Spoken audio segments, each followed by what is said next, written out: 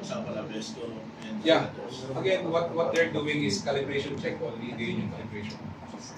Hindi mo naman kailangan ng full calibration eh, kasi kung within range ka pa naman, hindi mo kailangan pa kasi yung calibration na tinatawag, yung totoong calibration, bubuksan yung unit, computer, lens, and everything. In fact, yung mga bagong labas nila ngayon, yung replaceable yung lente, wide or zoom, kailangan i-calibrate yun with the unit.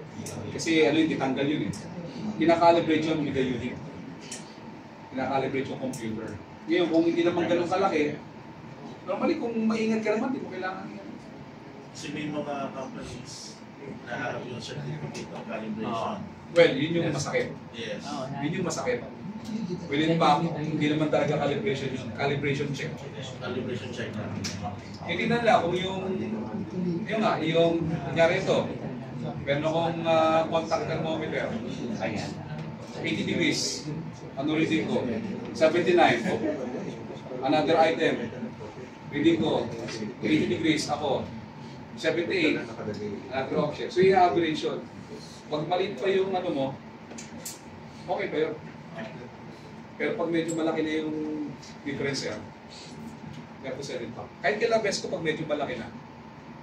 Kailan nagkakaroon ng malaki? Pag unit mo, nabagsak mo, or misunlane, doon na naman nagkakaroon ng malaking ano eh. Gap eh. Pero pag maayos ka naman, okay. Ano yung acceptable difference bago kita makano? Well, iba-iba eh. I don't know kay FLIR, syempre, may kanya-kanyang standard eh. Bisa naman, let's say, sabihin mo, may 10 degrees o 10%. 10 degrees, 10%. O di adjust ko lang yun. Kung ang reading ko ay 90, dagdagan ko ng 10. Yun yung actual.